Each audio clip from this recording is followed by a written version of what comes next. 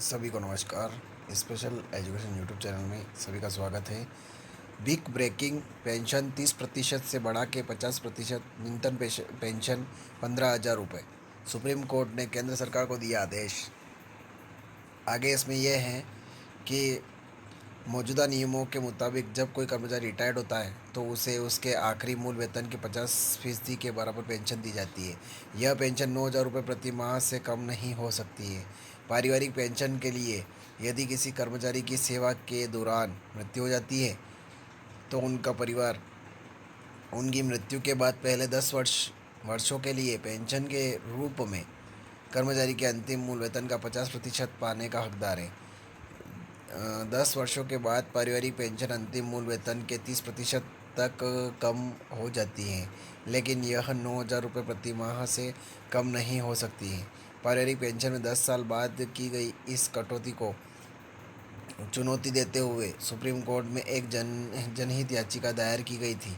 तर्क यह दिया गया कि एक बार जब उच्च 50% पेंशन का भुगतान शुरू हो जाता है तो लाभार्थी की दिनचर्या तदनुसार निर्धारित हो जाती है। 10 वर्षों के बाद इसे घटाकर 30% करना अनुचित था। पारिवारिक पेंशन में 10 साल बाद की गई इस कटौती को चुनौती देते हुए सुप्रीम कोर्ट में एक जनहित याचिका दायर की गई थी। तर्क यह दिया गया था कि एक बार जब उच्च 50% पेंशन का भुगतान शुरू हो जाता है तो लाभार्थियों की दिनचर्या तदनुसार निर्धारित हो जाती है। 10 वर्ष के बाद इसे घटाकर 30% करना अनुचित है। जनहित याचिका में इस बात का प्रकाश डाला गया है कि जब किसी कर्मचारी की सेवा के दौरान अपेक्षाकृत कम उम्र में मृत्यु हो जाती है तो परिवार भरण पोषण का पूरा बोझ उसकी विधवा पर आ जाता है। पारिवारिक पेंशन एकमात्र आय स्रोत बन जाती है और केवल 30% पेंशन पर गुजारा करना बहुत मुश्किल हो जाता है।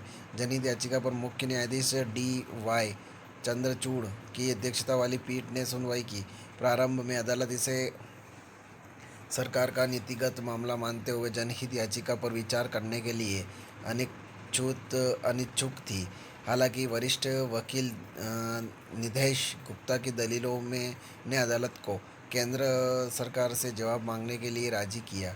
जनहित याचिका पर मुख्य न्यायाधीश D चंद्रचूड़ की अध्यक्षता वाली पीठ ने सुनवाई की। प्रारंभ में अदालत इसे सरकार का नीतिगत मामला मानते हुए जनहित याचिका पर विचार करने के लिए अनिच्छुक थी।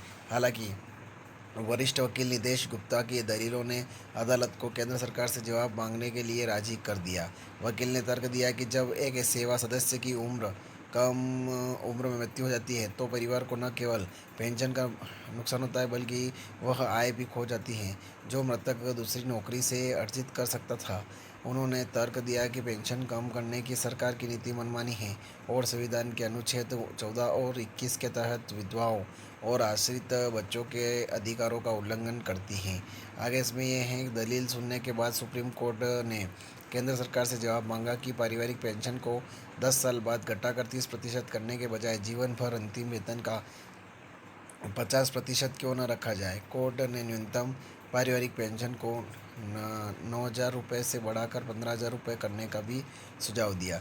जनहित याचिका ने बताया कि देश में पूर्व सैनिकों की लगभग 6,50,000 विधवा पेंशनभोगियों में से लगभग 5,53,000 जूनियर कमीशन अधिकारियों और अन्य रैंकों की विधवाएं हैं। एक सैनिक के लिए औसत अंतिम वेतन लगभग 50,000 रुपये के साथ एक युवा विधवा के लिए सामान्य पारिवारिक पेंशन लगभग 15,000 रुपये प्रति माह होनी चाहिए। तो ये खबर ज़्यादा से ज़्यादा शेयर करें और आप मेरे चैनल पर नए हैं तो चैनल को सब्सक्राइब ज़रूर करें।